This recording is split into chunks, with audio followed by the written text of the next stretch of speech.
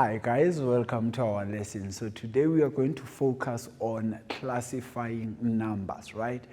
What is a number? I know that we use that word loosely, right? A number is 5. Yes, that's true, but what exactly does that mean? What are numbers, right? How do we classify numbers in mathematics so that when we get to the algebra that we need to do based on these numbers, then we are clear on what we are talking about. But for now, let's just look at our leading questions for this concept that we are going to do. So, have you ever thought about what is a number? Also, do all numbers have the same properties, right? And what are these properties that we are talking about, right? That makes the numbers to be different from one another, because that's what we are trying to talk about.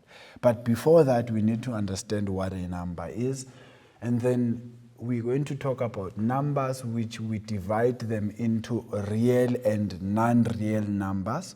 And then with the real, they are divided into two branches, which is rational and irrational.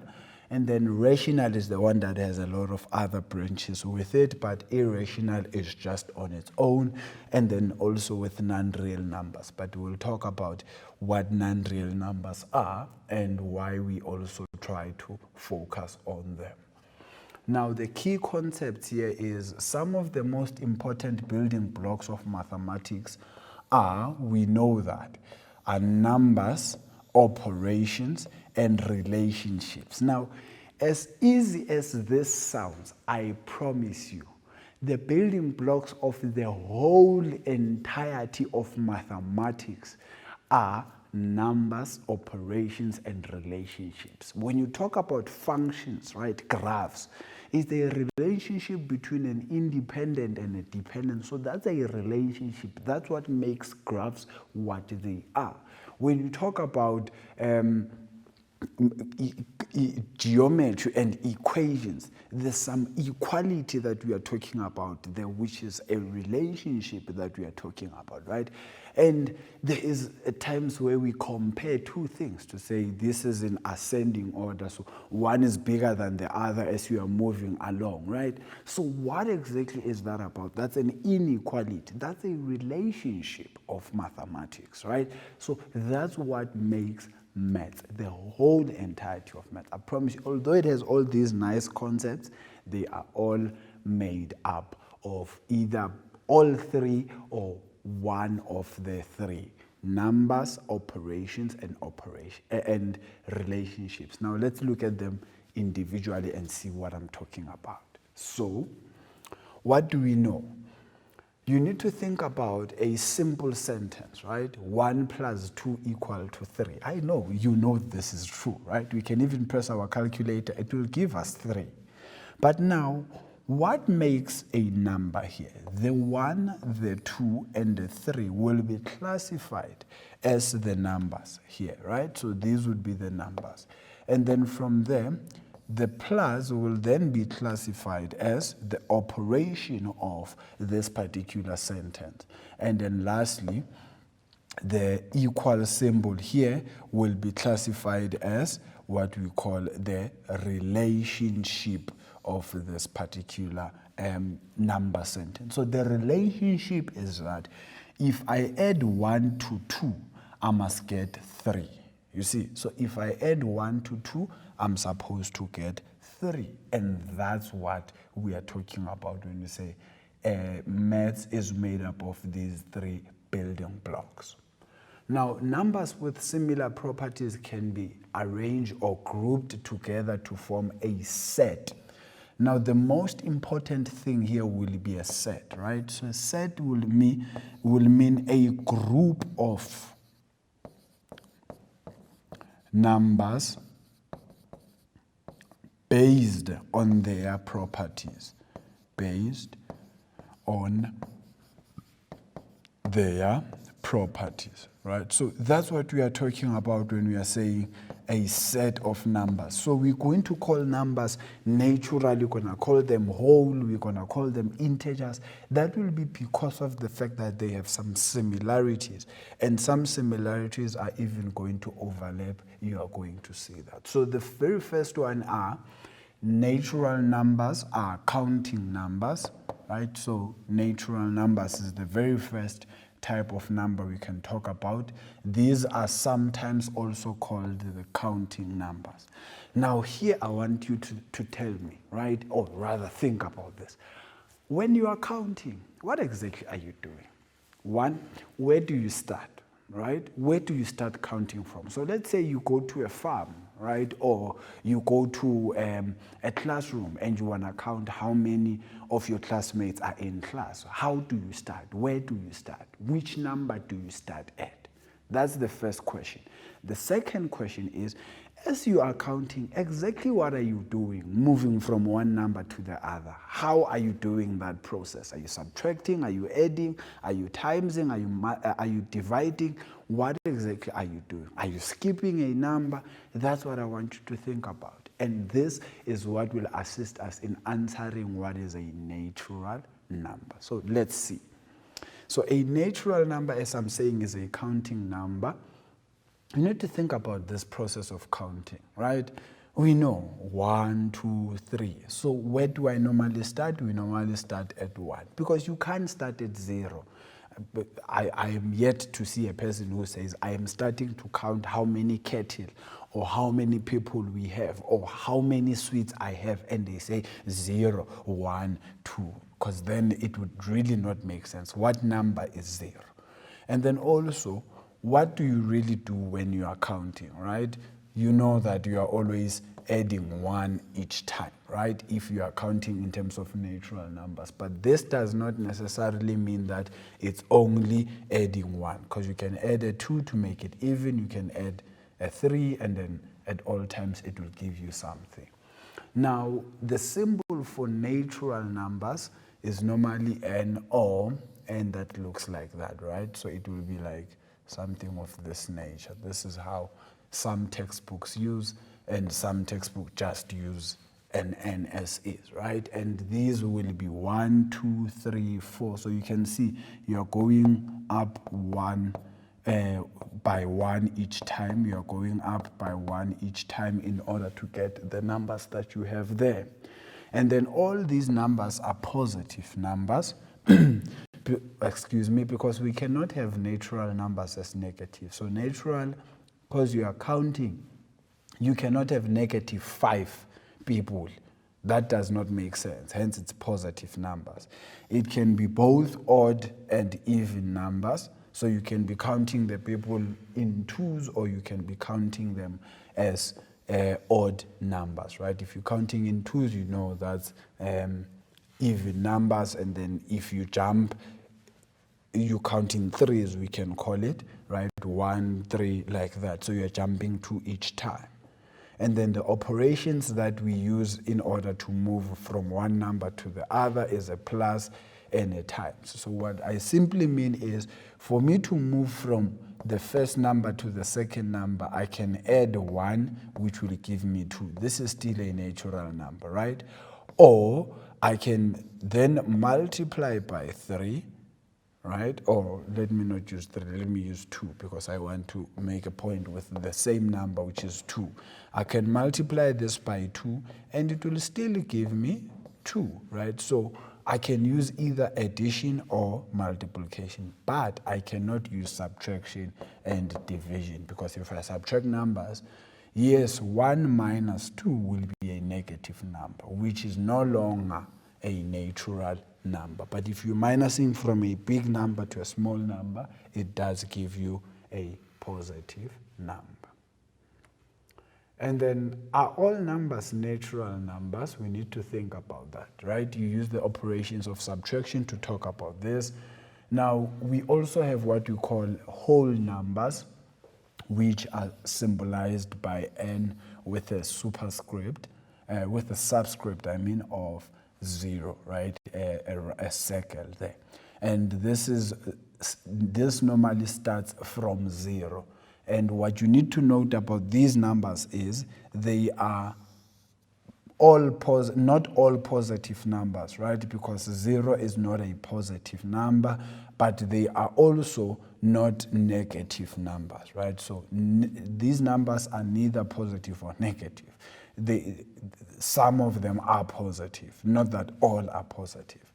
And then 0 is not an odd or even an even number. So whole numbers are not only odd or even numbers. And then the operations that we use here are still plus and multiply. So that's what we are talking about when we're saying we have a natural number, which is a number we use to count, and a whole number, which normally means a whole, right? So 0 would be a placeholder to say, where exactly is this? So that's how we look at numbers. But for now, I want us to take a quick ad break. When we come back, we're then going to look at some other numbers that we classify based on some properties that they have. Like they might be negative, they might be fractions, and all of that. But for now, let's take a quick ad break. I'll be back just now.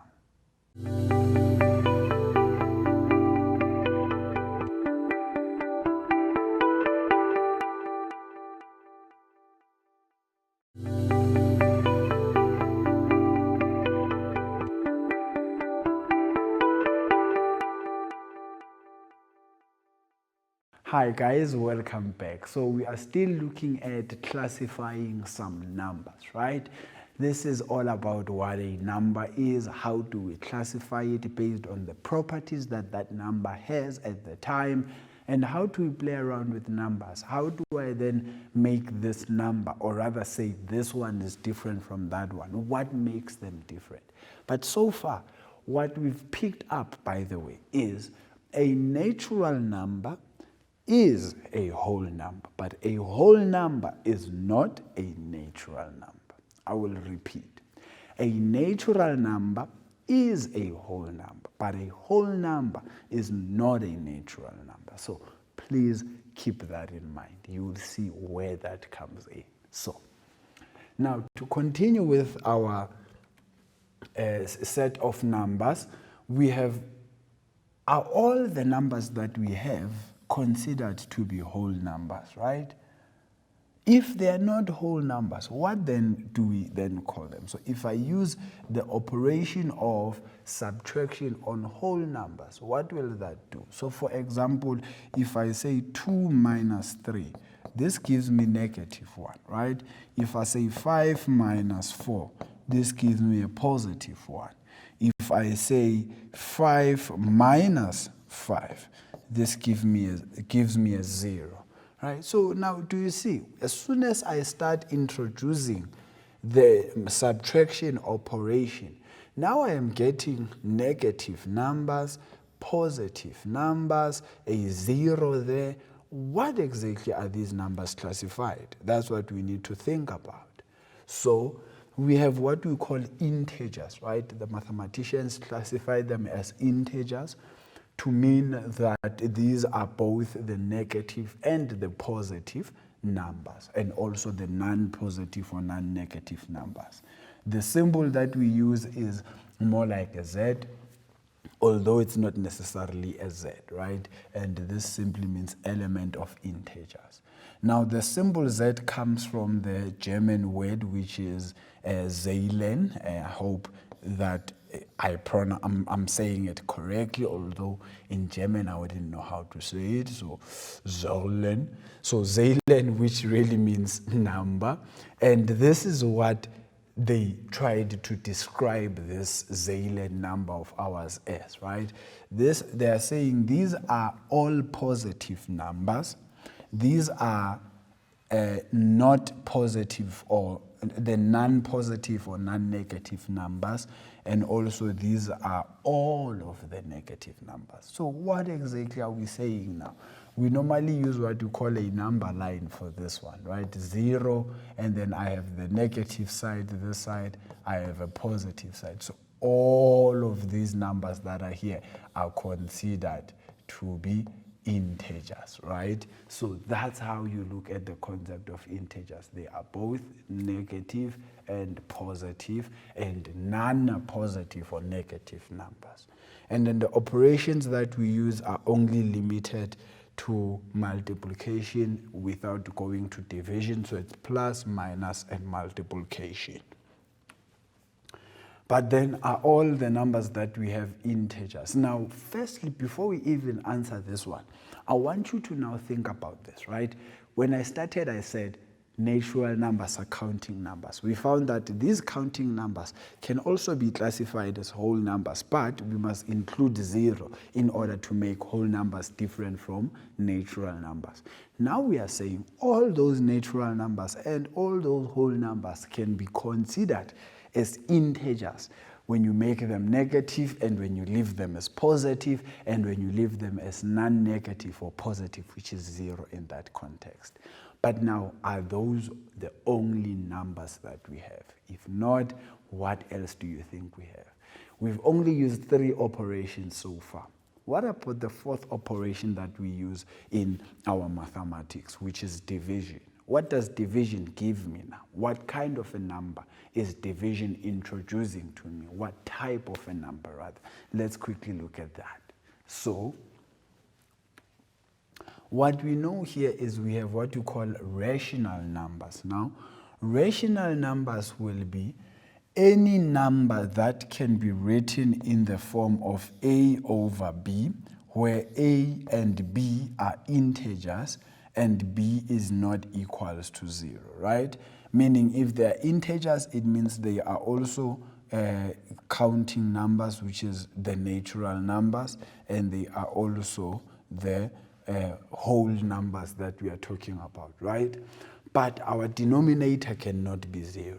And we need to think about why is our denominator not allowed to be 0? What does that do for us? As I'm saying that, I want you to press your calculator and take any number divided by 0. Keep it at that. I promise we're going to just analyze that just now. So the operations that we use then here are inclusive of the division, right? So a rational number is a number that can be written as A over B, where A is an element of integers, B is an element of integers, but B cannot be 0. This is very important, guys. And I said you must find what my answer is, because we're going to talk about that just now. Our symbol for rational numbers is Q. Now, the rational numbers, they are said to include the integers. These include proper fractions, so 2 over 4. They also include improper or mixed fractions, so this will be 3 over 2. And they include what we call terminating decimals. I will explain what that is, and then they also include the recurring decimals, which I will explain just now. So when you talk about terminating decimals, these are decimals that have a finite number of digits after the decimal point.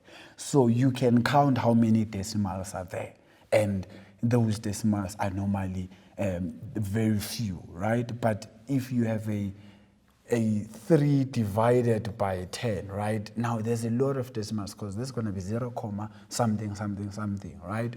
1 over 3, I mean. So not 10, because this will just be 0 over 3. If I have 1 over 3, right, this will be like 0.333333333333. What does that mean? That therefore becomes what we call a recurring number, right? Recurring number means there is a specific pattern that the decimals are going to follow after the comma, right? It's either it becomes the same number throughout. You can see my ellipsis means this is continuing indefinitely, or it can be just a pattern of numbers that are repeating itself, and then they repeat the same way. So 2, 3, 2, 3, 2, 3, 2, 3. So that will be an indefinite continuation of numbers. Now, the last thing that we need to try and look at here is to try and show that this 0, 23232323 is a rational number, right? What does that simply mean? It means that this number can be written as A over B, right? Where B is not equal to 0. If I can do that, then I would have shown what they want me to do here, right? So, by the way, this is a very interesting thing to do. So, firstly, we introduce something here. We say, let's let this 0, 23232323 to be equals to x, right? It doesn't really matter how many 2/3 I have because they are recurring. So if I omit 2, it doesn't really make a difference because it is continuing indefinitely. And then it means that I will have x is equals to 0.23232323, right? If I was to multiply this by 100, why am I multiplying this by 100? Because I'm trying to make it to maintain the shape or the pattern that is after the comma, right? Because if I multiply by 10, only the 2 will go that way, and then it will disturb the pattern that side.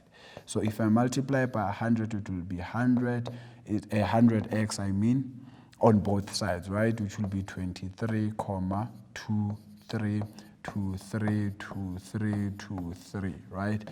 And then from there, I'm going to say maybe this is my equation 2, and that's my 1. So I will say 2 minus equation 1, which will then be 99x is equals to, and then on the calculator, we'll quickly just try and subtract this. So we'll say 23.232323 minus 0.23232323, right?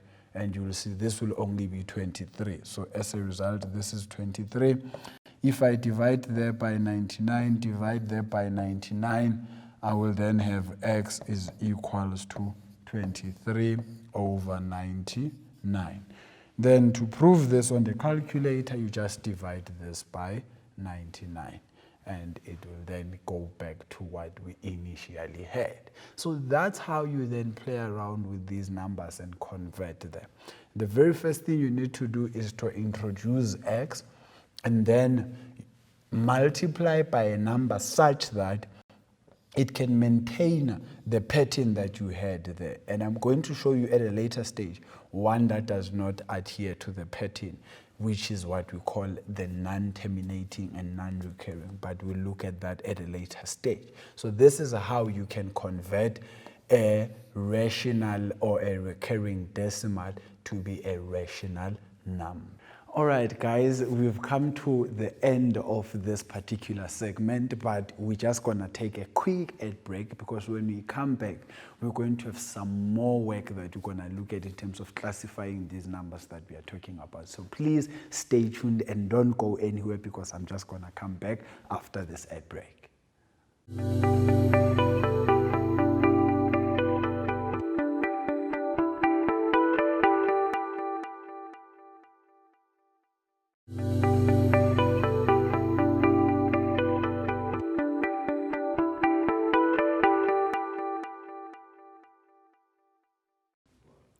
Hi guys, welcome back to our lesson. So we are still looking at classifying some numbers, right? This is about what type of numbers we have and how do we classify them based on their properties, right? So far we've looked at numbers that are your whole numbers, natural numbers, integers, and rational numbers. And all of these numbers fall within what we call real numbers. But now, we also have another type of number, which we then call an irrational number, which we're going to try and look at very soon. So let's just see what we still need to do. So remember when you talk about rational numbers, right? This we said these are numbers that can be written in the form of a over b, where a and b are integers, but provided that b is not equals to 0. y must not be equals to 0. Remember the thing that I asked you to do, which I'm also going to quickly do now. I said choose any number. So I'm going to take 9, right? Any number. Divide this by 0. And if you have a specific answer on your calculator, please make sure you find me. I will give you all the money you want in the world, because this will give us what we call a math error, right? Why math error? Let's just try and investigate that a bit, right? All the numbers we said, they cannot be rational numbers, right? Because you can see that I cannot divide by 0, and 0 is part of the integers. So if I'm dividing by 0 and it does not give me a number, then what numbers am I now introducing now? So these are types of numbers that are going to be called complex or imaginary. But before that, I want us to talk about the irrational numbers, right? So this, if we use an operation of a square root or a cube root, right, with on positive integers, what do we get? Let's play around with some numbers here. So let's say square root of 2, square root of 4, square root of 6, square root of, or cube root of rather, 2, right? And then the cube root of 8 as well. I will write it here, the cube root of 8. Right? And then another one, cube root of maybe 27. So let's just play around and see what numbers we are going to get here, right? So the first one was cube root of 27. So that's going to be, let me just erase that thing there. Cube root of 27, that gives me 3. So that's a whole number. Just memorize that for me. And then I also have a square root of 2. That gives me square root of 2. If I want the answer, a lot of digits that I have here. So let's quickly just try and do this. So this will be 3, and this we found it to be 1.412, 1,4142423. You see, so now there's a lot of different numbers that we have here. Another number will be, if I want to find what is the cube root of 8, I find 2. So that's a whole number. Square root of 4, I find 2. So it means if I play around with these square roots, some numbers give me numbers that I've already classified before, right? So I can always go back there. But what about these ones that are not giving me numbers that I've classified before? Because this is not recurring. It's not even terminating, because it has a lot of decimals, and those decimals are not following any pattern. So as a result, we then have what we call irrational numbers, right? And these are numbers that are said to be non-terminating numbers, and also they are said to be non-recurring numbers, right? Non-terminating meaning this one has an infinite number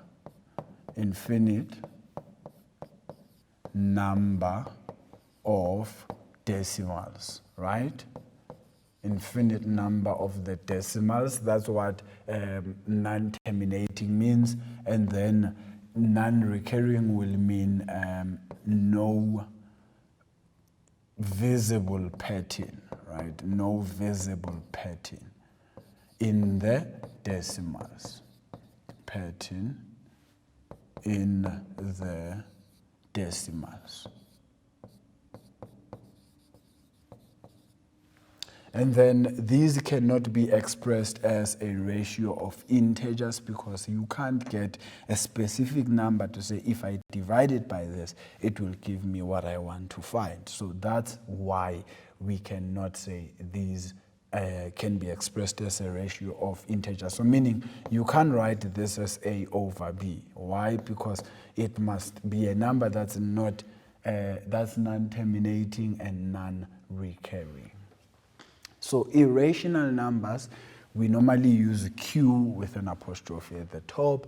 this will be any number that cannot be written in the form of A over B, where A and B are integers and B is not equals to 0. Remember, I said you must still pack what happens when B is 0. We found that it's a math error, and we said we're going to investigate why that is the case. So you need to pack that until we get there. The new operations that we add here are a square root and a cube root, and that's what we talk about when you say these are non-recurring numbers. So if I want to show that this is not a rational number, right, this simply means that I will have 0,23546 is equals to x, right? Remember I said you introduce the concept of x.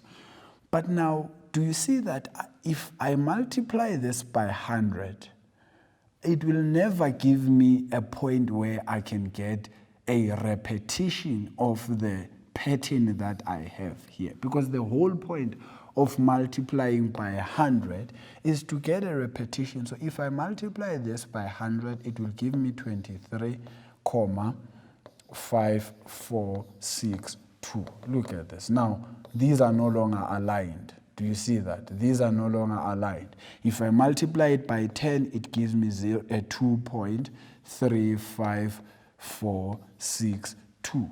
These are not aligned as well with this one. You see, they are not aligned. So that's how you then look at the concept of a number that's an irrational number. So these numbers cannot be written as a fraction, right? You cannot write them as A over B because they need to be non-recurring and they need to be non-terminating, meaning there's no specific pattern and there's an infinite number of terms after the decimal. So that's what we are looking at in terms of irrational numbers. Guys, I want us to take a quick ad break, and then when we come back, we are now going to answer the big question as to why do we get an error when we are trying to divide by 0. Please stay tuned. I'll be back just now.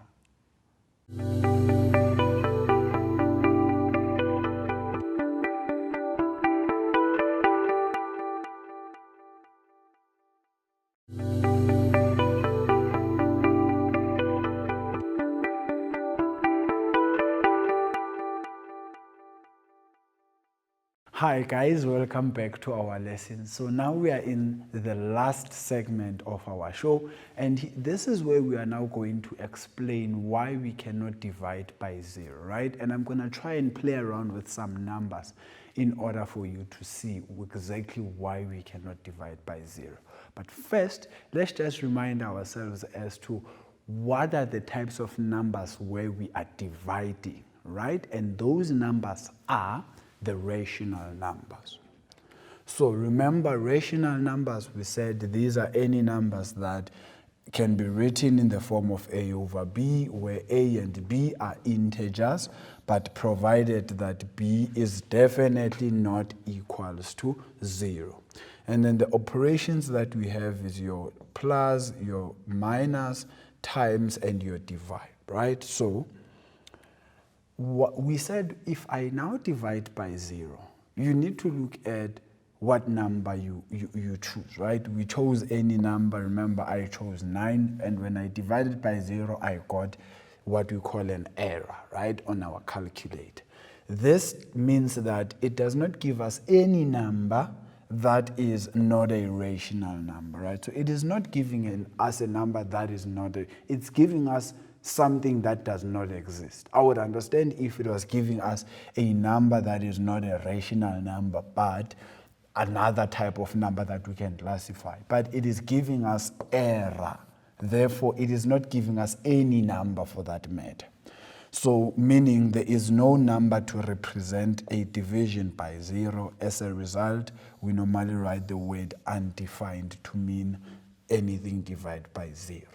But also, let's say now we try and talk about this in terms of algebra, right? If I have A times B is equals to AB, then we know that if I have AB divided by A, where this is my multiplicative inverse, right? Multiplicative inverse. Then I will get the answer to be B, right? But what if I have A times 0? And A times 0, we know that is equals to 0 for all values of A. It doesn't matter what A can be. But we don't have a unique answer when we then divide by 0, meaning the multiplicative inverse of 0 here. There is no way that you will get that, right? Because how many times does 0 go into 0? And by the way, the other thing that now that I'm just doing this, I'm thinking to myself, remember when you started doing division in your life, right? In maths, that is, at school level. And they taught you to say divide is the same as when you are grouping a number into groups of that number and you are counting how many are there. So for example, if I say 10 divided by 2, I'm saying group 10 in groups of 2 and then count how many are going to be there. Now, if I say divide 9 by 0, how do you group 9 into groups of 0? You see, so that does really not make sense. So that's one of the ways you can look at this, guys. I'm just really trying to throw out the things that I'm thinking, which I'm hoping you are also trying to think now as to why will this not be true? Why can we not have this as a fact? Because it gives us an error, and an error in mathematics is not part of a classification. No, it's just an undefined solution. So another way of looking at this, which I want us now, this is what we are going to do together. Firstly, we're going to divide a positive rational number by a very small negative rational number, right? So let's say I have a positive rational number can be 0.5, right? And I divide this by a very small negative rational number, so negative 0.1, let's say that, right? That's where I'm going to start. And then I'm going to take the 0.5 as well, and I divide it by negative 0.00001, right? A very small one, right? And I want to see what my answer is going to be for that. And then I'm also going to take a positive rational number. Now I am making my 0.1 and 0.00001 to be positive. And then I want to see what exactly happens. So I'm just going to go here so I can write these numbers down. So firstly, I'm going to have my 0 there, right? And I'm saying we are taking the number 0.5 as our integer 0.5, right? We divide it by negative 0.1. We also divide it by a negative 0.00001. It doesn't really matter how many zeros are there. I'm just trying to make it a very small number. And this is 0.5 divided by 0.1, 0.5 divided by 0.00001. Now, let's see what will we have, right? So I'm going to have 0.5 divided by negative 0.1, and this will give me negative 5, right? And then we continue and then say, what if I say 0.5 divide by negative 0.00001, and this will give me that. So now I'm at negative 50,000. So this one gave me negative 5, and this one gave me negative 50,000. So in simple terms, even on this side, this will give me a positive 5, and this will give me 50,000. So do you see? The smaller the number that I am dividing by, meaning the more it is approaching 0, the bigger the negative number it becomes, right? It is big and negative. Like, it's not a big number in terms of the number line. No, it's a huge number, but on the negative side. So it is approaching negative infinity. So this is approaching the negative infinity. So the biggest number you can ever find, that is negative. And then even with this one, it is approaching a positive infinity. So you can see here that there is what we call the discontinuity, right? Discontinuity that we are seeing here, meaning there is no way that there will be any number that will approach 0 or will approach a specific number if we are dividing by a smaller and a smaller number each time. So that's one of the ways we can really look at this whole concept of dividing by 0. Now, remember we said, excuse me, the set of numbers that we have, right? What are real numbers, right? Real numbers will be numbers we can use to count, will be numbers we can use to mark positions, that is 0. It will be whole numbers, it will be your rational numbers, your integers.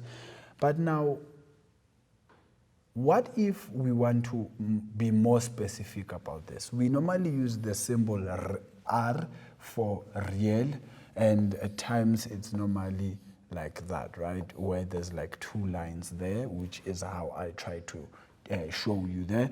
So this is a union of rational numbers and irrational numbers, right? So this is a union of rational and irrational, and the operations are all the operations that we've used so far: plus, minus, times, divide, the root, and the cube root. Now, the set of numbers that we have are all these numbers that we have in the universe are real numbers, right? Remember the roots. We looked at roots of numbers that were positive, right? But now, what if I say numbers that are negative? Will I still get the same answer or not? That's what I want you to think about, right? Which is what we are talking about here. So to say, if we are to find a square root of a negative integer, what will that do for us? Will it give us a solution, or will it give us something that does not exist? But because mathematics, everything exists, it gives us what we call imaginary numbers, right? Where we know that the square root of -1 is equals to iy, because according to imaginary numbers, I squared is given to be equals to -1, right? So meaning, if I have square root of -1, this will be the same as square root of I squared, which is the same as I, right? Another example will be maybe if I have a square root of -4, this will be the same as the square root of -1 multiplied by 4. I didn't change anything, I just wrote it as 2 factors. And this will be equals to the square root of I squared times 4. And then you know square root of I squared will be I, and the square root of 4 will be 2, so it will just be 2I. Hence, we call them imaginary numbers. The I stands for the imaginary. And the operations that we use here are plus, minus, times, divide, square root, and the cube root. So more like all the operations. And then we also have what we call the complex numbers. The complex numbers will be what we call the combination or the union of real numbers and non-real numbers, right? So this is more like non-real numbers. We call them complex numbers. And these non-real numbers, remember we said these are the same as imaginary numbers. These are imaginary. And then the operations, we still use all the operations. Now, the last thing I want us to try and look at is to classify these numbers. Now, firstly, is this number a counting number? Definitely not, because I can't have 5,5 people. Does that mean the 6th person is a half? Really, that would not make sense. And then also, is it a whole number? No. Is it an integer? No.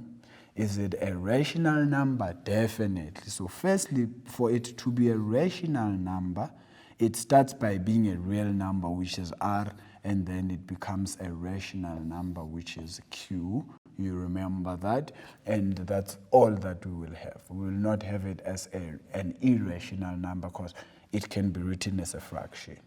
And then with this one here, if I solve it, it will be negative into -3, which is equals to +3. So as a result, this is a real number.